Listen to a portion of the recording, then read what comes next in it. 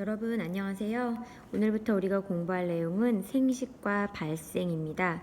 생식은 생물이 자손을 낳아서 번식하는 거고요. 발생은 하나의 세포로 이루어진 수정란이 어떻게 하나의 생명체로 자라나는지 그 과정입니다. 생식과 발생을 1학기 동안 배워보도록 하겠습니다. 첫 번째 페이지를 넘겨봤더니 복제동물이 나오네요. 여기 지금 1997년에 만들어진 복제형 둘리가 있고요. 그리고 2002년에는 복제고양이 카피캣이 만들어졌고 2005년에 복제개 스너피, 그 다음에 2007년에는 스놀피와 스놀프가 만들어졌는데요. 이 밑에 나와 있는 것처럼 복제 동물을 만드는 방법도 하나의 번식 방법이지만 자연 상태에서 일어나는 동물의 번식 방법은 아닙니다.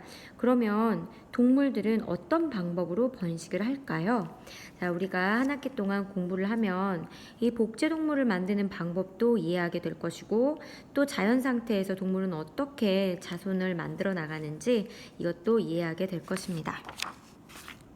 자, 그걸 이해하기 위해서는 제일 먼저 이 세포 분열과 염색체를 이해를 해야 되는데요. 세포는 왜 분열하는 것일까요? 지금 이 그림에서 키가 많이 자랐구나 라고 하는데 사람이 키가 자랍니다. 사람이 키가 자라는데요. 키가 자라면 생물을 구성하는 세포가 자라는 것일까요? 아니면 세포의 수가 많아지는 것일까요? 정답부터 말하자면은 세포의 수가 많아지는 건데요. 왜 세포는 크기를 키워나가지 않고 수를 늘려서 생물의 크기를 키워나가는 것일까요? 자, 요 탐구를 해보면 조금 이해를 하기가 쉬울 것 같습니다. 자, 먼저 정육면체가 세 종류가 있는데요. 하나는 1cm가 한 변의 길이인 것, 또 하나는 2cm, 또 하나는 3cm입니다. 크기가 점점점 커졌을 때 표면적과 부피와 부피에 대한 표면적의 비율, 즉 부피분의 표면적이 어떻게 달라지는지 비교를 해보겠습니다. 자, 표면적이라는 거는 이 겉을 둘러싸고 있는 넓이, 겉넓이를 말하고요. 부피는 이 안에 들어있는 공간의 크기, 물질의 양, 아까 공간의 크기를 말하고 그 다음에 부피분의 표면적은 좀 전에 말한 것처럼 부피에 대한 표면적의 비율입니다. 자, 그러면은 하나하나 계산을 하는데 시간이 걸리니까 선생님 여기를 살짝 볼게요. 자, 표면적 같은 경우는 얘는 1 곱하기 1, 이게 지금 하나의 넓이죠. 그런데 정육면체니까 이런 게 몇 개 있는 거예요? 6개 있는 거죠. 그러면 1 곱하기 6 하니까 6. 얘는 2 곱하기 2, 4죠. 그런데 이런 게 6개 있으니까 4, 6에 24. 얘는요 3, 3은 9죠. 근데 이런 게 6개 있으니까 9, 6에 54 이렇게 하면 되고요. 부피 구하는 공식 여러분 아시죠? 가로 곱하기 세로 곱하기 높이.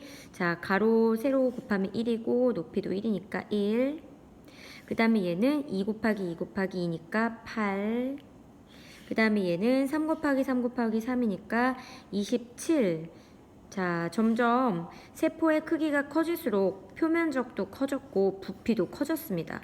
그러면 표면적이 커지는 비율에 맞게 부피도 커졌을까요? 부피가 커지는 비율에 맞게 표면적도 동일한 비율로 커졌을까요? 이거를 알아보기 위해서 부피가 1일 때 표면적이 얼마인지 그 비율을 계산하기 위해서 부피분의 표면적을 해보겠습니다. 얘는 부피가 1일 때 표면적이 6이에요. 그런데 얘는요, 부피가 1일 때 표면적이 얼마죠? 나눠주면 되죠. 3입니다.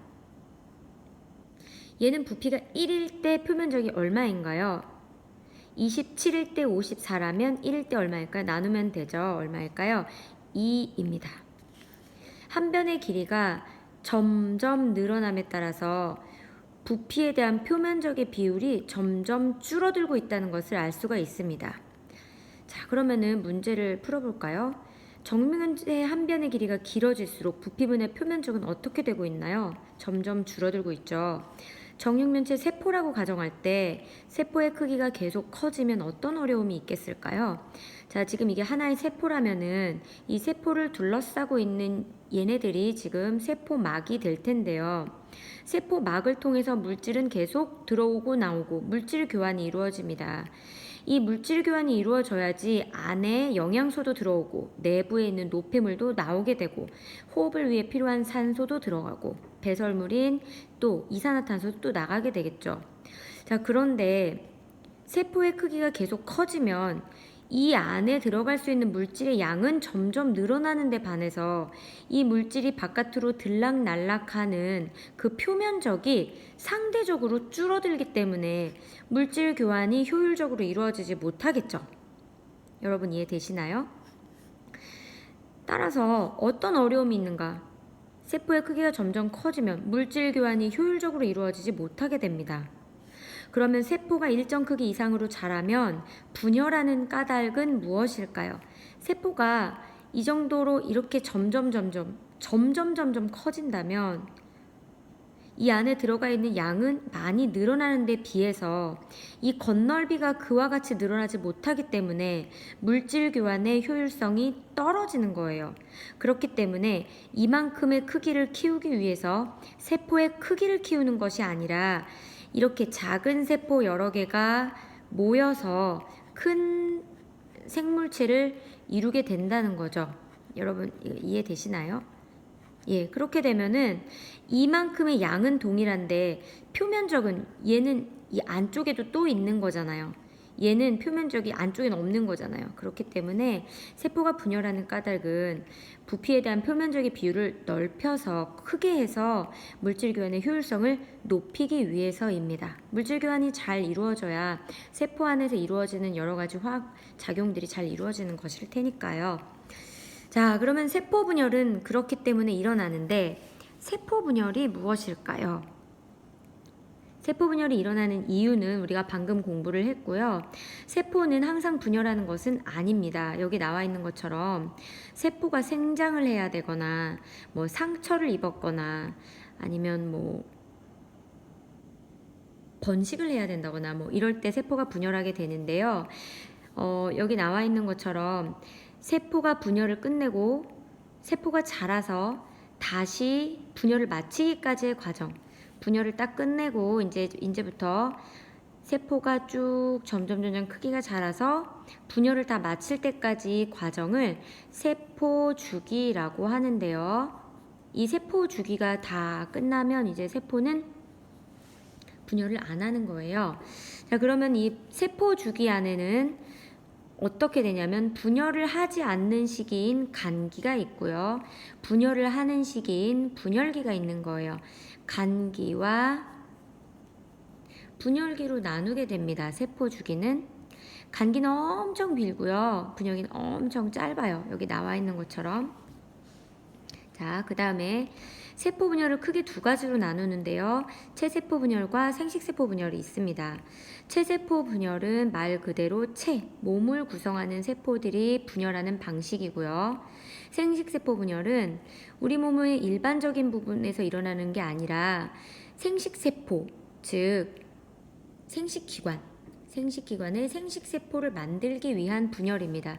여러분 남자의 생식세포는 정자, 여자의 생식세포는 난자죠.